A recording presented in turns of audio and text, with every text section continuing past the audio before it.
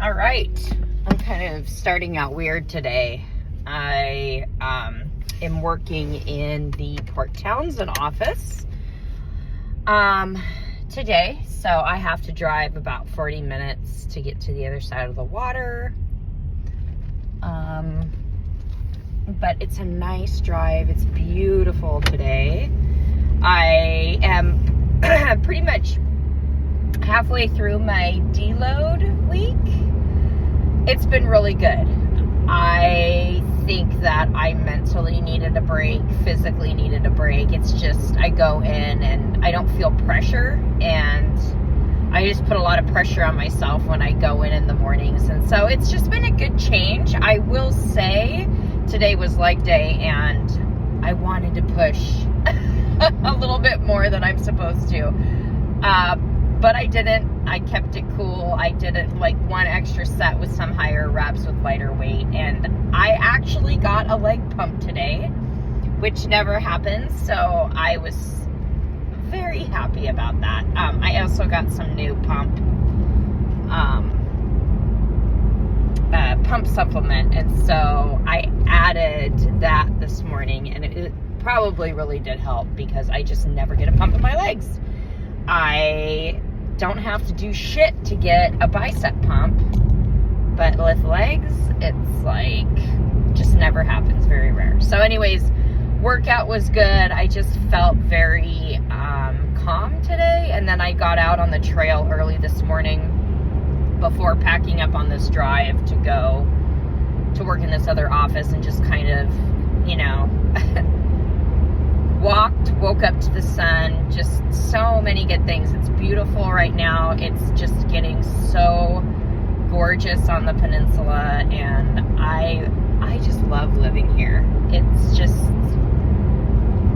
I used to live in Seattle, and the best thing that me and my family did was move to the peninsula, and we all say that, like, every time we head over to Seattle, we cross the bridge, it's like we're leaving our sanctuary to go to the city where it's a little bit more chaotic.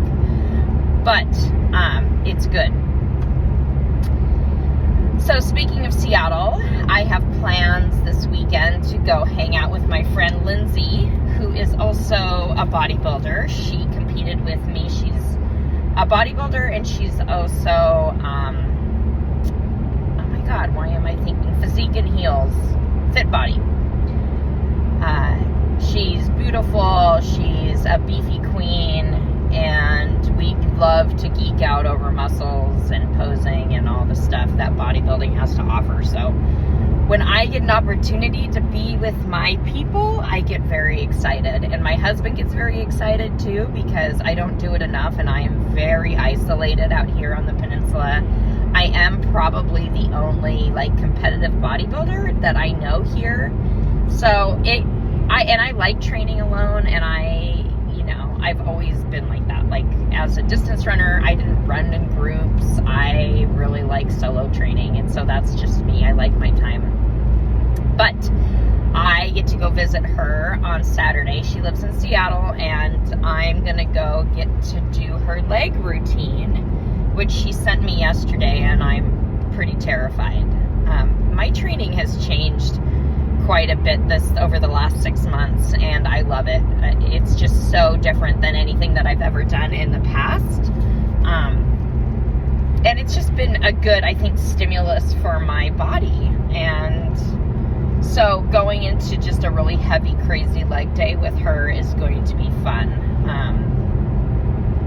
So we're going to do that. We're going to train. I'm going to spend the night and then probably head home Sunday afternoon and get my fix with my girl, and then go back to reality. So that's what I'm going to do this weekend, and I can't wait. And I can't wait to see her and hug her and do all the things that our weirdo group does. I just want to talk real quick, and I don't want to spend a lot of time on it and really give it a whole lot of attention, because I just don't think it's worth all of the attention.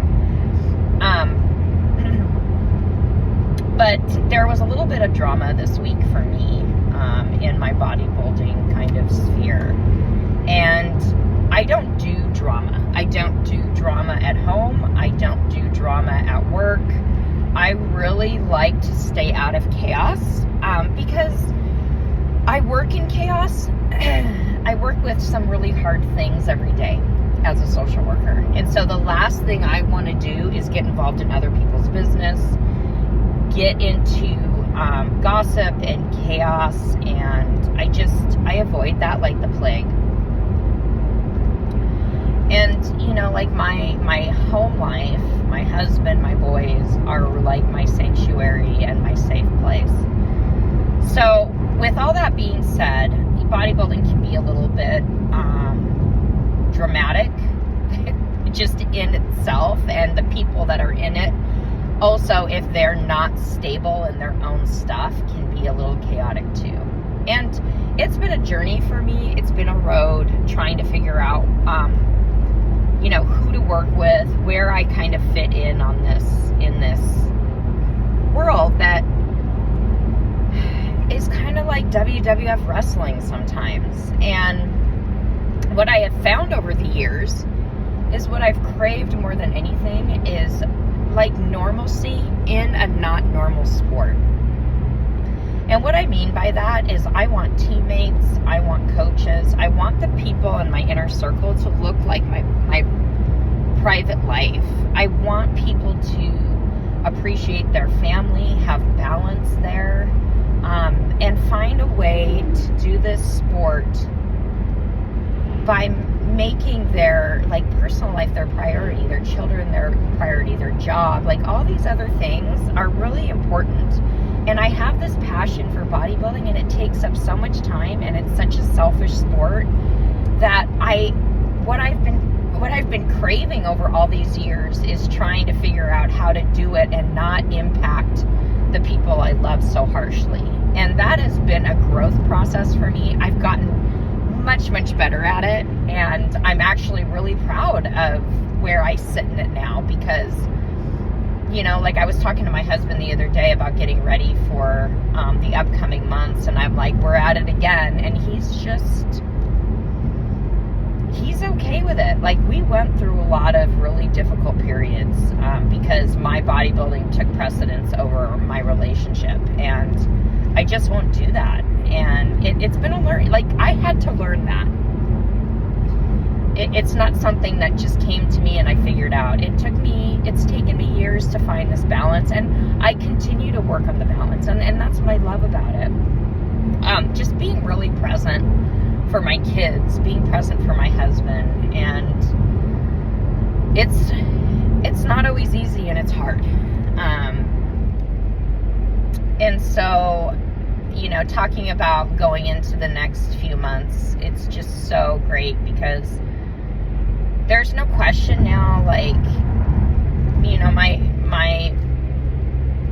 family just kind of knows this is what mom does, and they are prepared for it. And I'm looking forward to this prep in many ways because I have a really solid head on my shoulders. I feel like I'm really connected to a group of people right now that kind of are in alignment with the things that are important to me too as an individual and ethically. And that's a big deal for me.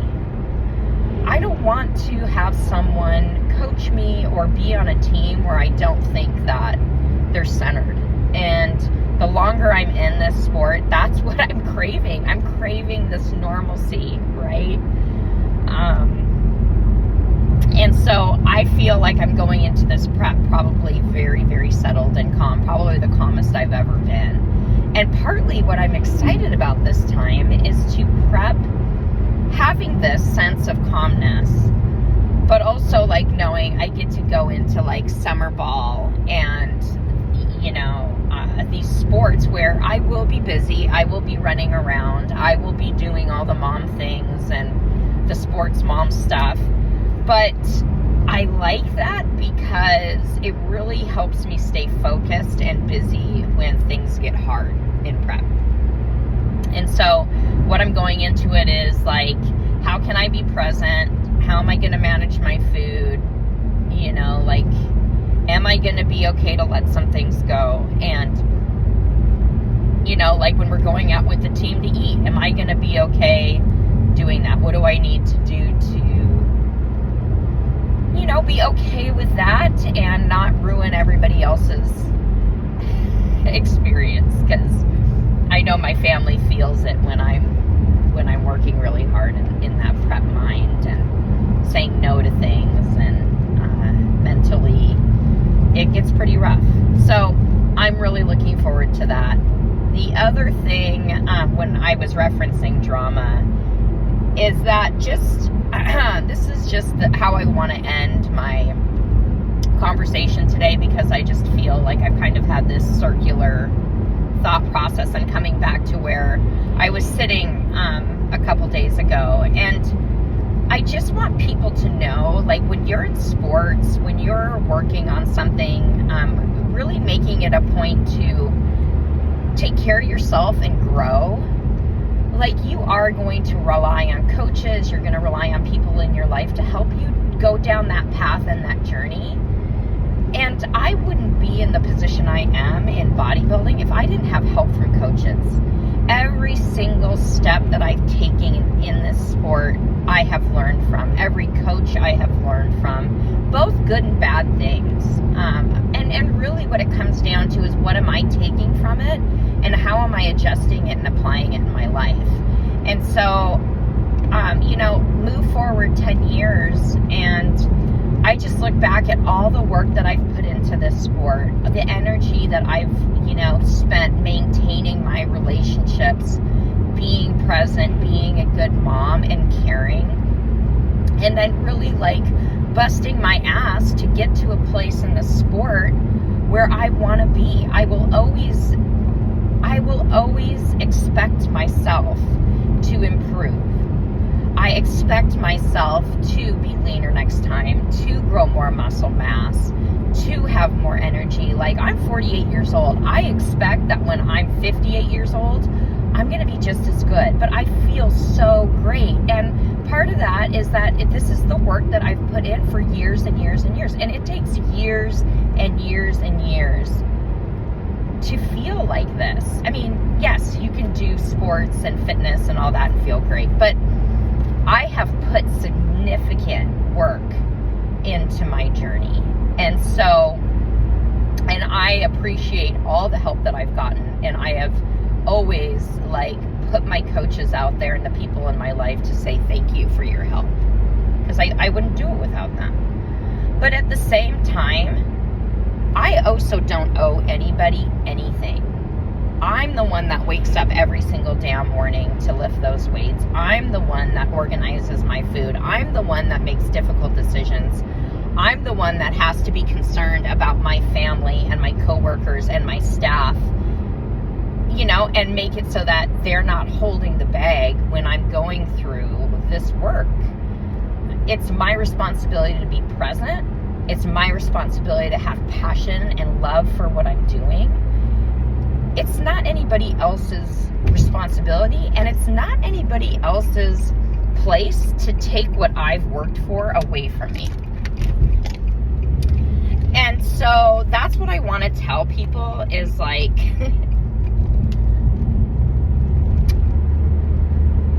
you need to be able to own what you've done. And